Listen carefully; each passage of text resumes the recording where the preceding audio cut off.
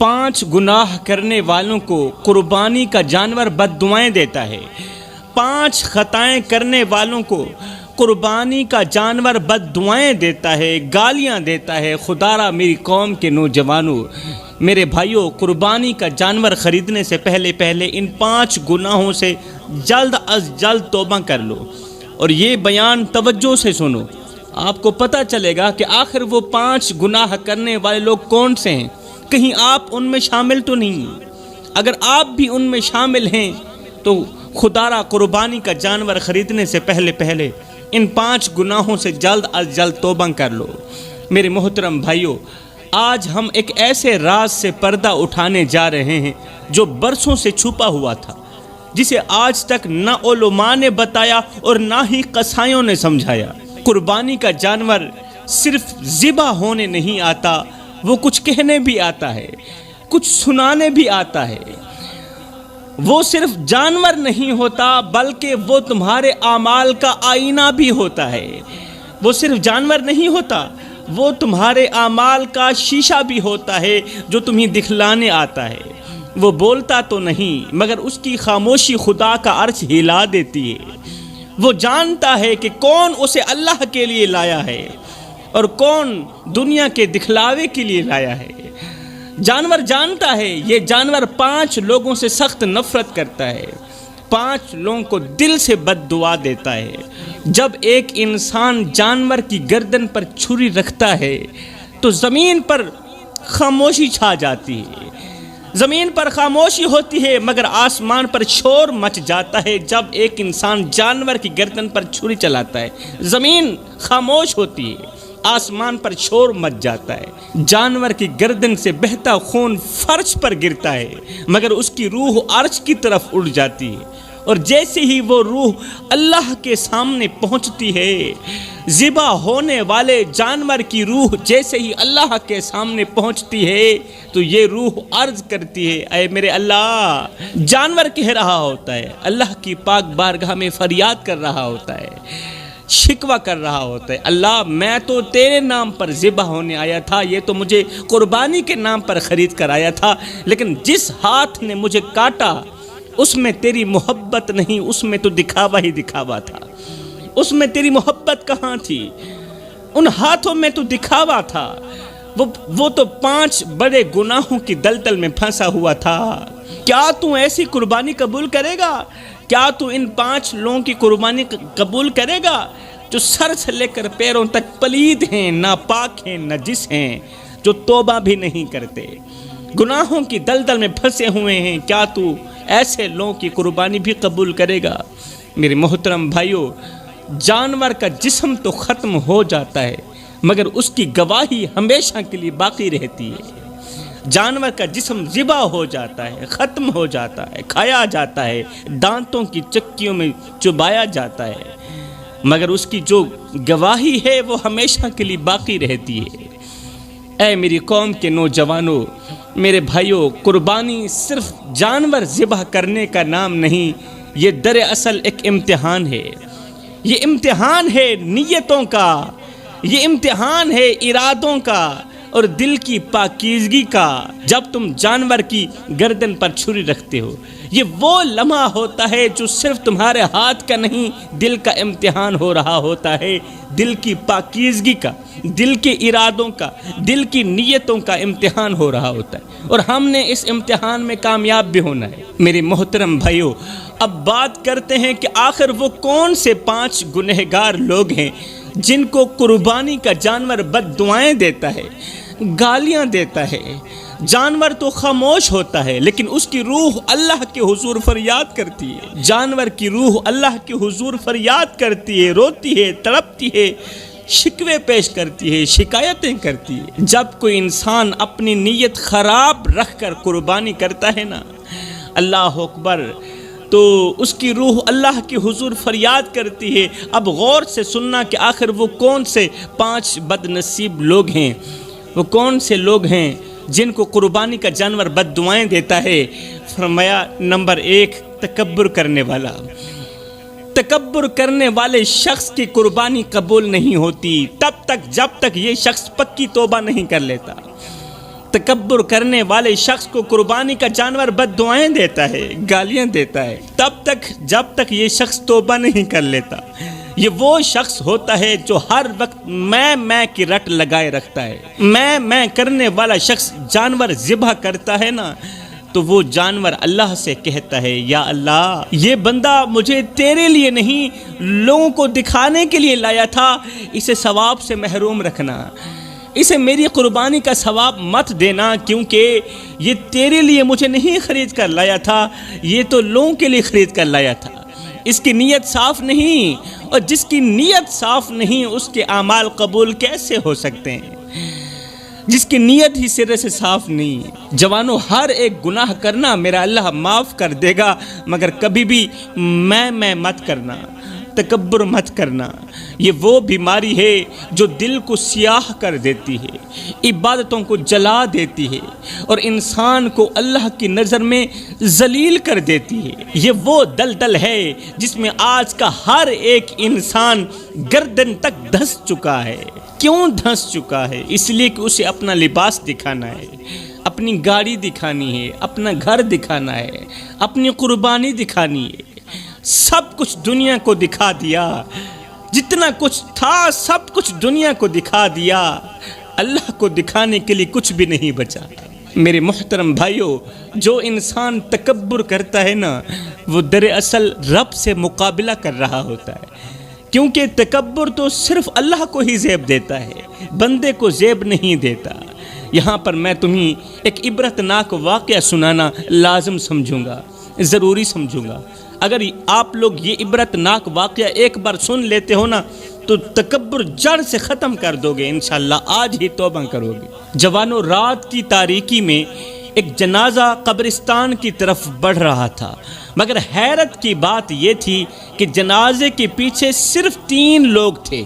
رات کا وقت تھا، رات کی تاریکی تھی، ایک جنازہ قبرستان کی طرف جا رہا تھا، مگر حیرت کی بات یہ تھی کہ جنازے کے پیچھے صرف 3 لوگ تھے۔ کسی میت کے پیچھے ہزاروں لوگ ہوتے ہیں، کسی میت کے پیچھے لاکھوں لوگ ہوتے ہیں، اور کوئی میت 4 کندھا دینے والوں کے لیے بھی ترستی رہتی ہے۔ وہ شخص جو زندگی بھر اپنی بڑائی کے جھنڈے گاڑتا رہا، جس کی گاڑی آتی تھی تو راستے خود بخود صاف ہو جایا کرتے تھے، آج اس کی میت کے لیے کوئی راستہ بنانے والا نہ تھا، نہ رش تھا، نہ ہجوم تھا، نہ کسی کی آنکھیں نم تھیں، نہ کسی کی زبان پر نام تھا۔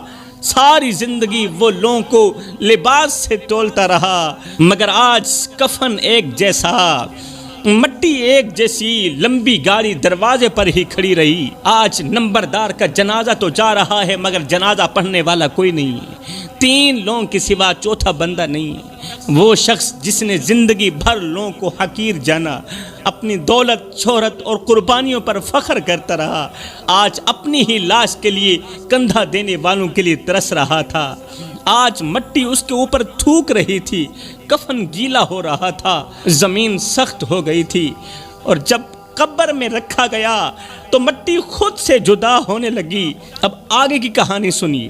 چند لوگ قبرستان میں کھڑے اس امیر شخص کی تدفین کر رہے تھے، اتنے میں ایک فقیر اللہ والے کا وہاں سے گزر ہوا۔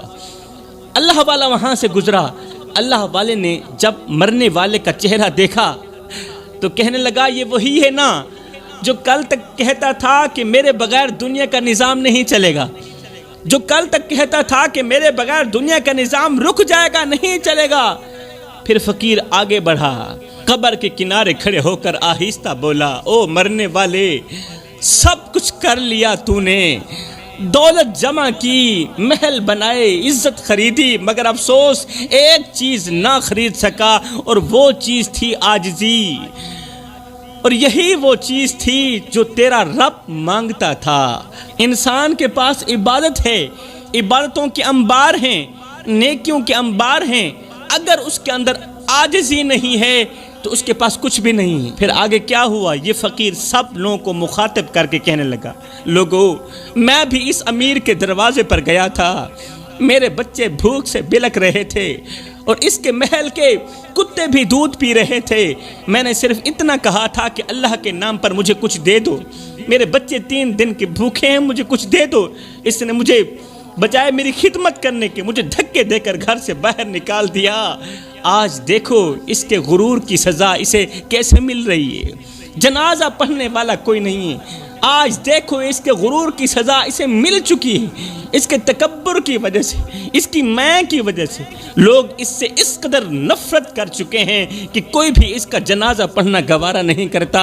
نہ جسم تیرا نہ جان تیری، اے ترکا رب رحمان دے، ان حکم بغیر تو بے وس ہیں، اے فیصلہ پڑھ قرآن دے، او میرے جسم تے میری مرضی ہے، اے وہم گمان انسان دے، او تیری روح شاکر مالک دی تیرا ڈھانچہ قبرستان دے۔ پھر فقیر نے کہا لوگو سب کچھ کرنا، محل بنانا، دولت کمانا، مگر تکبر مت کرنا، کیونکہ جس نے تکبر کیا وہ رب کی نظر سے گر گیا، اور جو رب کی نظر سے گرا پھر ساری دنیا مل کر بھی اسے اٹھانا چاہے تو نہیں اٹھا سکتی۔ جو شخص رب کی نظر سے گر گیا ہے پھر وہ کبھی اٹھ نہیں سکتا۔ تو فرمایا تکبر کرنے والے شخص کی قربانی بھی قبول نہیں ہوتی جب تک وہ شخص توبہ نہیں کر لیتا، اور ایسے شخص کو قربانی کا جانور بد دعائیں دیتا ہے، گالیاں دیتا ہے۔ اب بات کرتے ہیں دوسرے شخص جس کو قربانی کا جانور بد دعائیں دیتا ہے، گالیاں دیتا ہے، اور فرشتے ایسے شخص پر افسوس کرتے ہیں، یہ وہ شخص ہے جو دوسروں کا دل دکھاتا ہے۔ جوانو، کسی کا دل دکھانے والے شخص کی قربانی قبول نہیں ہوتی۔ جو شخص کسی کا دل دکھاتا ہے نا، بار بار دلوں پر ہی وار کرتا ہے نا، جب یہ شخص قربانی کے لیے جانور خریدتا ہے، اللہ کے نام پر قربان کرنے کے لیے جانور خریدتا ہے، تو یہ جانور اسے بد دعائیں دیتا ہے، اسے گالیاں دیتا ہے، اور اللہ کے حضور فریادیں پیش کرتا ہے کہ یا اللہ، یہ مجھے کس نیت سے لے کے آیا تھا، اور اس کا اندر تو سارا کا سارا ناپاک ہے، اس کا اندر تو سارا کا سارا گندا ہوا پڑا ہے۔ یہ وہ شخص ہے جو دوسروں کا دل دکھاتا ہے، جو دوسروں کے دلوں پر وار کرتا ہے، جس کی زبان دوسروں کو کاٹتی ہے، لہجہ ایسا کہ سننے والا رو دے، عمل ایسے کہ سامنے والا ٹوٹ جائے۔